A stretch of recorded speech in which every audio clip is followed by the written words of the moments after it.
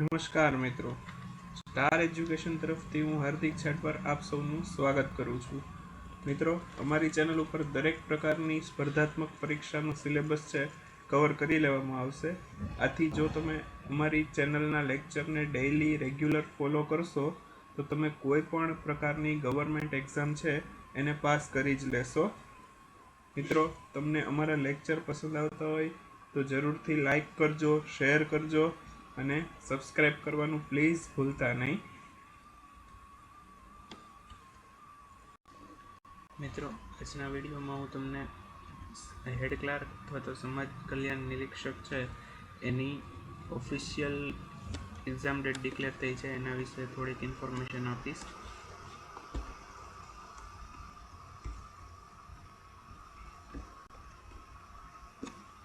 હેડ clerk અને સમાજ કલ્યાણ નિરીક્ષક વર્ગ 3ની જે જગ્યા છે એની એક્ઝામ ડેટ ડિક્લેર થઈ ગઈ છે. બરાબર, એક્ઝામ ડેટ જે ડિક્લેર થઈ છે 30 એપ્રિલ 2017ના રોજ લેવામાં આવશે. આમાં ચેન્જ આવી શકે એવું ઓફિશિયલ નોટિફિકેશનમાં પણ લખેલું છે, પણ એપ્રોક્સિમેટલી 30 એપ્રિલની આજુબાજુમાં જ લેવાશે. બરાબર, મોસ્ટલી 30 એપ્રિલ છે ડિક્લેર થઈ ગયેલી જ છે, એના દ્વારા ડિક્લેર કરી દેવામાં જ આવેલી છે. પણ કોઈક સંજોગો એવા થાય તો કદાચ ચેન્જ કરે, પણ 30 એપ્રિલ ફિક્સ છે અત્યારે. બરાબર, એક્ઝામ ડેટ છે ઓફિશિયલ નોટિફિકેશનમાં 30 એપ્રિલ ફિક્સ થયેલી છે. એક્ઝામ પેટર્ન જોઈએ. જે સમાજ કલ્યાણ નિરીક્ષક છે એની એક્ઝામ પેટર્ન એમાં બે ભાગમાં લેવામાં આવશે. બરાબર, સૌથી પહેલો તબક્કો છે લેખિત પરીક્ષાનો છે. ઓબ્જેક્ટિવ ટાઈપના ક્વેશ્ચન હશે. 200 માર્કનો પેપર હશે. પહેલા મારા ખ્યાલથી 150 માર્કનો પેપર હતો. 200 માર્કની જગ્યાએ 150 માર્કનો પેપર હતો. અત્યારે 200 માર્ક કરી દેવામાં આવેલા છે. ઓફિશિયલ નોટિફિકેશનમાં પણ એ ચેન્જ બતાવેલો છે. બરાબર, તો 200 માર્કનો પેપર હશે. દરેક એમસીક્યુના 1 માર્ક હશે. ટોટલ 200 ક્વેશ્ચન હશે.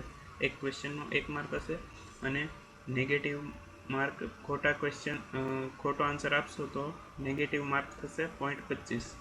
બરાબર, ત્યારબાદ બીજો ભાગ. જો તમે પહેલો ભાગ છે લેખિત પરીક્ષાનો ક્લિયર કરી લેશો, તમારું મેરિટ ડિક્લેર થશે, એમાં નામ તમારું હશે તો તમારે બીજા ભાગમાં પરીક્ષા દેવા જવું પડશે. બીજો ભાગ કોમ્પ્યુટર પ્રોફિશિયન્સી ટેસ્ટનો છે.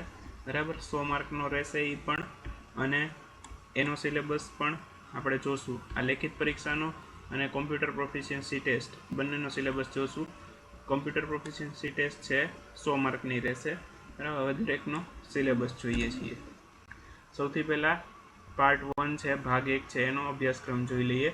તો ભાગ 1 છે, બરાબર, એનો સૌથી પહેલાં તો જનરલ નોલેજ. એ જનરલ નોલેજની અંદર કઈ આવી જશે, બધું ઇન્ક્લુડ થઈ જાય છે. કઈ વસ્તુ ઇન્ક્લુડ થાય છે?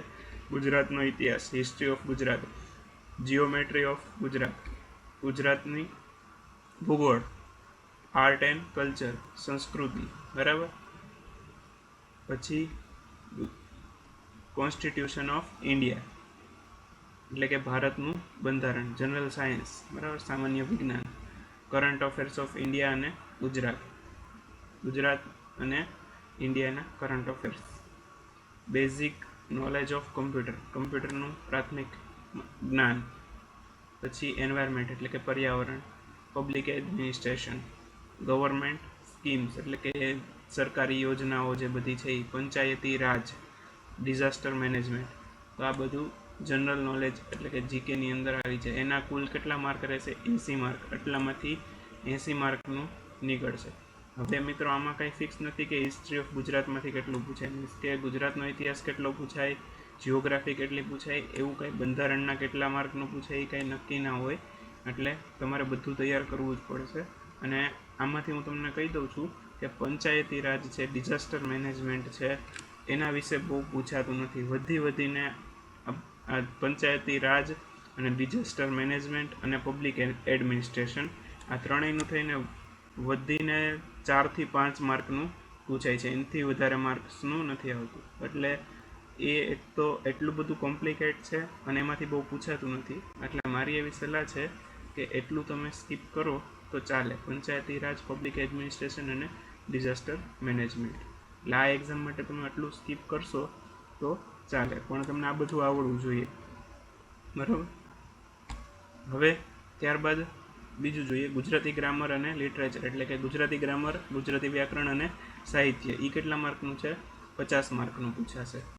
ત્યારબાદ ઇંગ્લિશ ગ્રામર છે એ 40 માર્કનું પૂછાશે, અને ક્વોન્ટિટેટિવ એપ્ટિટ્યૂડ અને રિઝનિંગ, બરાબર, એટલે મેથ્સ અને રિઝનિંગ એ બે ભેગું થઈને 30 માર્ક છે એના, એટલે ટોટલ આવી રીતે 200 માર્કનું પેપર નીકળશે. અને એ 200 માર્કના પેપરમાં તમને ટાઈમ મળશે 120 મિનિટ, એટલે કે 2 કલાકનો ટાઈમ મળશે. તો હવે ભાગ 2 વિશે જોઈએ. ભાગ 2 છે કમ્પ્યુટર પ્રોફિશિયન્સી ટેસ્ટ છે, 100 માર્કનું છે, અને એમાં તમને 1.5 કલાક ફાળવવામાં આવશે, બરાબર.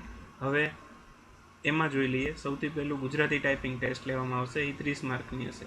પછી ઇંગ્લિશ ટાઈપિંગ ટેસ્ટ છે, એ 20 માર્કની લેવામાં આવશે. અને ત્યારબાદ કમ્પ્યુટર પ્રેક્ટિકલ છે, એનું બેઝિક નોલેજને લગતું તમને પૂછવામાં આવશે. પાર્ટ 3માં મેન્શન કર્યા મુજબ, એટલે પાર્ટ 3 શું છે એ પણ હમણાં હું તમને બતાવી દઉં છું. પાર્ટ 3માં એ લોકોએ ડિક્લેર કરેલું છે કે કમ્પ્યુટરનું બેઝિક નોલેજ છે એમાંથી શું શું કેટલા માર્કનું પૂછવામાં આવશે, એના વિશે પણ હું તમને માહિતી આપી દઉં. એ ટોટલ 50 માર્કનું રહેશે. હવે એ 50 માર્કમાંથી શું શું કેવી રીતે પૂછાશે એની પણ ડિટેલ આપેલી છે, એના વિશે જોઈએ. તો હવે પાર્ટ 3 વિશેની વિગતવાર માહિતી જોઈએ. સૌથી પહેલાં તો વર્ડ ફાઇલ બનાવવાનું, ગુજરાતી ને ઇંગ્લિશ બંનેમાં હશે, બરાબર, એ 10 માર્કનું.